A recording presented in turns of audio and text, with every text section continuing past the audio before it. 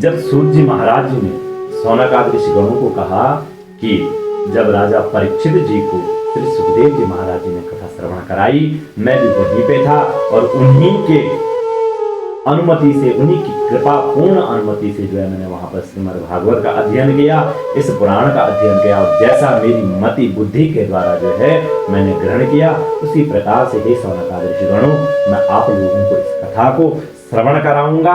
और फिर व्यास जी कहते हैं इति ब्रह्मांडम संस्तूया मुनीनाम दीर्घ सत्रिणाम वृद्ध कुलपति सूतम ब्रह्मवृचा शौनक को ब्रवीत। और उस दीर्घकालीन सत्र में सम्मिलित हुए मुनियों ने विद्या वयोवृद्ध कुलपति जो ऋग्वेदी शौनक जी हैं, उन सूत जी की पूर्वोक्त बात सुनकर उनकी प्रशंसा की और उनसे कहा शौनक उवाच। शौनक जी कहते हैं कि सूत सूत महाभागा वदनो वदतांबर कथाम भागवती पुण्याम यदा भगवान शुकः। हे सूत जी, सूत सूत महाभाग वदनो वदतांबर, हे सूत जी महाराज, आप वक्ताओं में श्रेष्ठ हैं, बड़े भाग्यशाली हैं। जो कथा भगवान सुखदेव जी महाराज जी ने राजा परीक्षित जी को सुनाई कही, वही भगवान की पुण्यमयी कथा कृपा करके आप हमें सुनाइए। तस्मिन् युगे प्रवृत्तियं स्थाने वाकेन हेतुना कुतः संचोदितः कृष्ण कृतवान् संहितां मुनि। तस्य पुत्रो महायोगी समदृङ्ग निर्विकल्पकः एकांतमतिरुन्निद्रो गूढ़ो मूढ़ इलह्यते। हे सूत जी महाराज, कस्मिन् युगे, किस युग में वह कथा हुई और स्थाने वा केन, किस स्थान पर वह हुई और किस कारण से वह कथा हुई। मुनिवर श्री कृष्ण द्वैपायन ने किसकी प्रेरणा से यह परमहंस की, हंसों की जो सहिता है, इसका निर्माण किया था। और उनके पुत्र तस्य पुत्रो महायोगी, जो उनके पुत्र श्री सुखदेव जी महाराज जी बड़े योगी, समदर्शी, भेदभाव रहित और संसार निद्रा से जगे हुए निरंतर एकमात्र परमात्मा में ही स्थिर जो रहते हैं, वे छिपे रहने के कारण क्या होते हैं, मूढ़ से प्रतीत होते हैं। और व्यास जी जब संन्यास के लिए वन की ओर जाते हुए अपने पुत्र का पीछा कर रहे थे, उस समय जल में स्नान करने वाली स्त्री ने नंगे सुखदेव जी को देखा तो वस्त्र धारण नहीं किया, परंतु वस्त्र पहने हुए व्यास जी को देखा लज्जा से कपड़े पहन लिए थे। जब सुखदेव जी महाराज जन्म ग्रहण करते हैं, जन्म ग्रहण करने के बाद जो है जब जंगल की ओर जाते हैं, तो जब जंगल की ओर जाते हैं तो उनके पीछे पीछे श्री व्यास देव जी दौड़े चले जाते हैं। तो क्या होता है कि एक सामने तालाब था, उस तालाब से जाते हुए सुखदेव जी कैसे हैं, उनके शरीर में कोई भी वस्त्र नहीं है, लंगोट तक उन्होंने पहनी नहीं है, यज्ञोपवीत संस्कार भी उनका नहीं हुआ है, वो नग्न अवस्था में दौड़े जा रहे हैं। जब जा रहे थे तो एक तालाब था, तालाब में कुछ स्त्रियां स्नान कर रही थी, लेकिन जब सुखदेव जी महाराज जी गए तो उन्हें तनिक भी क्या है लज्जा नहीं आई। लेकिन जब व्यास जी उनके पीछे दौड़ते दौड़ते गए तो स्त्रियों ने क्या है, जैसे व्यास जी को देखा तो उन्होंने वस्त्र धारण किए। और जब इस आश्चर्य को व्यास जी ने देखा तो उन्होंने स्त्रियों से उसका कारण पूछा, तब उन स्त्रियों ने उत्तर दिया। क्या उत्तर देती हैं कि स्त्री पुंविधान न तो सुतस्य विभक्ति दृष्टि। हे व्यास जी, आपकी दृष्टि में तो अभी स्त्री और पुरुष का भेद बना हुआ है, आप विरक्त नहीं है। आपकी दृष्टि में क्या है, स्त्री और पुरुष का भेद है, किंतु जो आपके पुत्र हैं उनकी दृष्टि में यह कोई भेद नहीं है।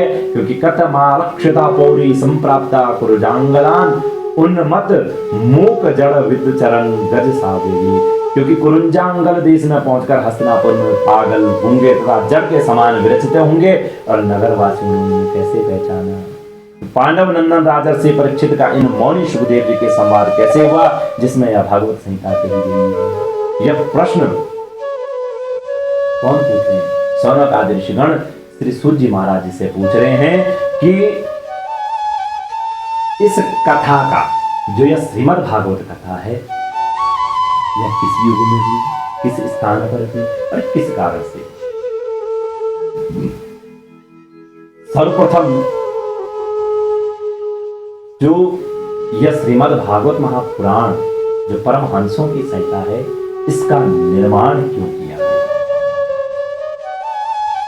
और जब राजा परीक्षित को श्राप प्राप्त हुआ तो उन्होंने, क्योंकि सुखदेव जी महाराज जी कैसे थे, वो तो बिना यज्ञोपवीत, बिना किसी वस्त्र को धारण किए विचरते रहते थे, तो कहते हैं कि हस्तिनापुर वासियों ने कैसे पहचाना, नगर वासियों ने कैसे पहचाना, और जो राजर्षि परीक्षित हैं इन मौनी सुखदेव जी के संवाद कैसे हुआ। संवाद संभूतात यत्र सा सात्वती श्रुति, और जिसमें यह भागवत संहिता कही गई।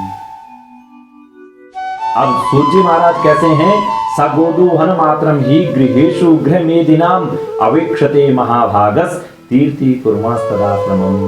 और जो महाभाग श्री सुखदेव जी महाराज जी हैं, वह तो गृहस्थों के घरों को तीर्थ स्वरूप बना देने के लिए उनके द्वार पर, उनके दरवाजे पर उतनी ही देर रहते हैं जितनी देर में एक गाय का दोहन किया जाता है, दुही जाती है। तो सूर्य हमने सुना है कि अभिमन्यु के जो नंदन परीक्षित भगवान के बड़े भक्त प्रेमी थे, और उनके अत्यंत आश्चर्यमय जन्म और कर्मों का वर्णन भी आप हमें सुनाइए।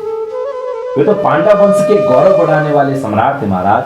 वे भला किस कारण से इस साम्राज्य लक्ष्मी का परित्याग करके गंगा तट पर मृत्यु पर्यंत के लिए क्या है अनशन पर व्रत लेकर बैठे थे। नमन्ति यत पाद निकेतमात्मनो शिवाय हानि यदनानि सत्रभः कथं सवीर श्रियमंगदस्त्यजाम युवैषतोत्सृष्टुमहो सहासुरी।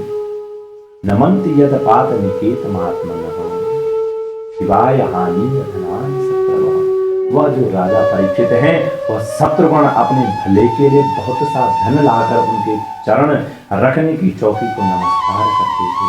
वे एक वीर युवक थे, उन्होंने उस दुस्तेज लक्ष्मी को अपने प्राणों के साथ भला क्यों त्याग देने की इच्छा की। शिवाय लोकस्य भवाय भूतये या उत्तम श्लोक परायणा जना जीवंती नात्मार्थमसो पराश्रयम् मोच निर्विद्य कुतः कलेवरम्। और जिन लोगों के जीवन भगवान के आश्रित हैं, शिवाय लोकस्य भवाय भूतये, जिन लोगों का जीवन क्या है भगवान के आश्रित हैं, वे तो संसार के परम कल्याण अभुदय और समृद्धि के लिए ही जीवन धारण करते हैं। उसमें उनका अपना कोई स्वार्थ नहीं होता, उनका शरीर तो दूसरों के हित के लिए था, और उन्होंने विरक्त होकर उसका परित्याग क्यों किया, क्यों उस राज लक्ष्मी को उन्होंने त्याग किया। वेदवाणी को छोड़ करके अन्य समस्त शास्त्रों के आप क्या हैं पारदर्शी विद्वान हैं हे सूत जी। इसलिए इस समय जो कुछ हमने आपसे पूछा है वह सब कृपा करके आप हमें कहिए, आप हमें बताइए कि ऐसा क्यों हुआ। तो सूत हुआ तो सूत जी महाराज कहते हैं द्वापरे समन प्राप्ते तृतीय युग पर्यये जात पराशराज योगी वासभ्याम कलया हरि। इस वर्तमान चतुर्युगी के तीसरे युग द्वापर में महर्षि पारशर के द्वारा वसुकन्या सत्यवती के गर्भ से भगवान के कलावतार योगी राज व्यास का जन्म हुआ। सकदाचित सरस्वत्या उपस्पृश्य जलम शुचि विभक्त देश आसीना उदिते रविमंडली। और एक दिन वे क्या है सकदाचित सरस्वत्या व सरस्वती नदी के पवित्र जल में स्नान करके सूर्योदय के समय और स्नान आदि करके एकांत पवित्र स्थान पर बैठे हुए थे। परावरज्ञ सरिषि कालेना व्यक्तरम हसा युग धर्म व्यतिकरम प्राप्तम। और वह महर्षि कैसे हैं, महर्षि भूत और भविष्य को जानते थे, उनकी दृष्टि अचूक थी। उन्होंने देखा कि जिसको लोग जान नहीं पाते हैं, जिसको लोग जान नहीं पाते हैं, ऐसे समय के फेर से प्रत्येक युग में धर्म संकरता और उसके प्रभाव से भौतिक वस्तुओं की शक्ति का ह्रास होता रहता है। और संसार के लोग कैसे हो गए, श्रद्धाहीन हो गए हैं, अश्रद्धानन्ति सत्वान्धीर्मेधान घासितायुतः। वह क्या हो गए हैं, वह श्रद्धाहीन हो गए हैं, सत्य रहित हो जाते हैं, और उनकी बुद्धि कर्तव्य का क्या है ठीक ठीक निर्णय नहीं कर पाती है, और आयु भी कम होती जाती है। आयु भी क्या है कम होती जा रही है। और लोगों की इस भाग्यहीनता को देख करके और मुनीश्वर ने अपनी दिव्य दृष्टि से समस्त वर्णों और आश्रमों का हित कहते हो इस पर विचार किया। जब उन्होंने विचार किया तो चतुर्होत्रम कर्म शुद्धम प्रजानां वीक्षा वैदिकम व्यददा दिव्य संपत्ति वेदमेकं चतुर्विधम। और जब उन्होंने चतुर्होत्रम कर्म शुद्धम, जब उन्होंने सोचा कि वेदोक्त जो चतुर्होत्र कर्म है, वह चतुर्होत्र कर्म क्या है, उसमें 4 होते हैं। कौन कौन होते हैं? होता, अध्वर्यु, उद्गाता और ब्रह्मा। ये 4 क्या है? होता है। तो चतुर्होत्र कर्म लोगों का हृदय शुद्ध करने वाला है। और इस दृष्टि से यज्ञों का विस्तार करने के लिए उन्होंने एक वेद के कितने भाग किए? 4 भाग किए। उन्होंने एक ही वेद को 4 भागों में विभक्त किया और व्यास जी के द्वारा ऋग यजुर समाप्त सर्वाख्या वेदश्चत्वार उद्धृता इतिहास पुराणम च पंचमो वेद उच्यते। व्यास जी के द्वारा ऋग यजु साम और अथर्ववेद 4 वेदों का पृथक्करण किया गया और उसके पश्चात इतिहास और पुराण उन्होंने पंचम वेद की संज्ञा दी। और जो वह वेद है वह उन्होंने किस किसको दिया? तत्र वेदधरा पैल सामगो जैमिनी कवि वैशंपायन एवैको निष्णातो यजुषामुत अथर्वांगिर सामासी सुमंतुर्दारुणो मुनि इतिहास पुराणानां पितामही महर्षण। हे शौनकादि, जब उन व्यास जी के द्वारा एक वेद के 4 भाग किए गए, पृथकीकरण किया गया, तो उनमें से जो ऋग्वेद था वह उन्होंने पैल ऋषि को दिया और जो सामवेद था वह विद्वान जैमिनी को, यजुर्वेद के एकमात्र स्नातक वैशंपायन हुए और अथर्ववेद में परिणत हुए धर्मनंदन सुमंत। इस प्रकार से 4 नियम को उन्होंने 4 वेद दिए और इतिहास और पुराण के स्नातक क्या है? स्वयं मेरे पिता से रोमहर्षण जी थे। रोमहर्षण जी को जो है, मेरे पिताजी को जो है व्यास जी के द्वारा इतिहास और पुराणों का ज्ञान दिया गया। इन पूर्वोक्त ऋषियों ने अपनी अपनी शाखाओं को और भी अनेक भागों में विभक्त कर दिया। इस प्रकार शिष्य प्रशिष्य और उनके शिष्यों द्वारा वेदों की बहुत सी शाखाएं बन गई। कम समझ वाले पुरुषों पर कृपा करके भगवान वेदव्यास ने इसलिए ऐसा विवाह किया कि जिन लोगों की स्मरण शक्ति क्या है, नहीं है या कम है, वे वेदों को धारण कर सके, इसलिए इन वेदों का विभाजन किया गया। स्त्री शूद्र द्विज बंधो नाम त्रयीन श्रुति गोचर कर्म श्रेयस मूढ़ा नाम श्रेय एवं भवेदिह। स्त्री शूद्र और द्विज बंधु नाम, जो पतित द्विजाति लोग हैं, तीनों ही वेद श्रवण के अधिकारी नहीं है, इसलिए वे कल्याणकारी शास्त्रोक्त कर्मों के आचरण में भूल कर बैठते हैं।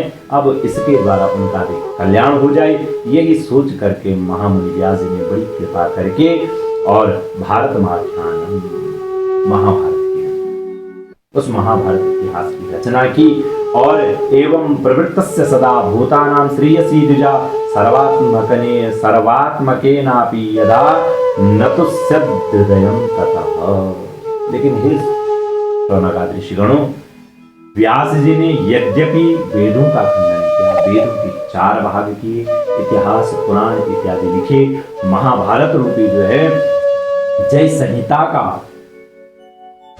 उन्होंने लेखन किया, रचना की, लेकिन फिर भी क्या है, अपनी सदा शक्ति से जो है वह सदैव प्राणियों के कल्याण में लगे रहे, तथापि उनके हृदय को कोई संतोष की प्राप्ति, उनके हृदय को संतोष प्राप्त नहीं हुआ और उनका मन कुछ खिन्न सा होने लगा। और सरस्वत्यास्तटे शुचौ, और उनका मन जब खिन्न सा होने लगा तो वह सरस्वती नदी के पवित्र तट पर बैठ करके एकांत में बैठ करके वह धर्मवेता व्यास जी मन ही मन विचार करके और अपने मन में कहने लगे, धृतव्रतेन हि मया छन्दांसि गुरुवोग्नयः मान्यता निर्बलीकेन गृहीतं सानुशासनं। गुरु और अग्नि, धृतव्रतेन ही मया, मेरे द्वारा क्या किया गया? व्रत का धारण किया गया। कौन सा व्रत? ब्रह्मचर्यादि व्रतों का पालन किया गया और उसका पालन करते हुए मैंने वेद, गुरुजन और अग्नियों का क्या किया? सम्मान किया और उनकी आज्ञा का पालन किया है। भारतप्यपदेशेन ध्याम्नायर्थस्य दर्शिता दृश्यते यत् धर्मादि स्त्री शूद्रादि विरुध्यतः। और महाभारत की रचना के बहाने मैंने वेद के अर्थ को खोल दिया, जिससे क्या हो, स्त्री शूद्र आदि भी अपने अपने धर्म कर्म का ज्ञान प्राप्त कर सके। श्रीमद् भागवत महापुराण कहता है सभी को महाभारत का ज्ञान होना आवश्यक है, क्योंकि महाभारत में क्या है, वेदों का सार है। इसलिए अवश्यमेव जय संहिता का पाठ करना चाहिए। सभी के लिए समान रूप से कह रहे हैं, विशेष रूप से वह जो जय संहिता है, महाभारत है, वह स्त्री शूद्र और जो पतित जन है उनके लिए यह जो है जय संहिता का निर्माण पर लिखी गई, और जिससे स्त्री शूद्र आदि भी अपने अपने धर्म कर्म का ज्ञान प्राप्त कर सके। यद्यपि तथापि बत में देयु ह्यात्मा चैवात्मना विभु असंपन्न इवाभीति ब्रह्म वर्चस्वतम। यद्यपि मैं ब्रह्म तेज से संपन्न हूँ एवं समर्थ हूँ, तथापि मेरा हृदय कुछ अपूर्ण काम सा जान पड़ता है, मेरे हृदय में कुछ कमी सी दिखती है।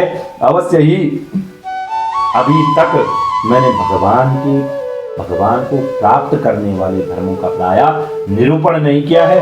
वही धर्म परमहंसों के प्रिय हैं, वही भगवान को प्रिय हैं। हो न हो, अवश्य रूप से यही मेरे जीवन की अपूर्णता है। तस्यैवं किलमात्मानं मन्यमानस्य खिद्धतः कृष्णस्य नारदोऽभ्यागदाश्रमं प्रागुदाहृतम्। और जब कृष्ण द्वैपायन व्यास जी महाराज इस प्रकार से अनेक अपूर्ण सा अपने मान को मान करके खिन्न बैठे थे, उसी समय वहां पर पूर्वोक्त आसन पर देवर्षि नारद जी आ पहुंचे।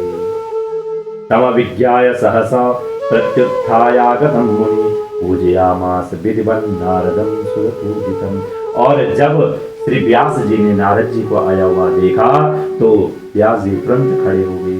उन्होंने देवताओं के द्वारा सम्मानित देवर्षि नारद की विधि पूर्वक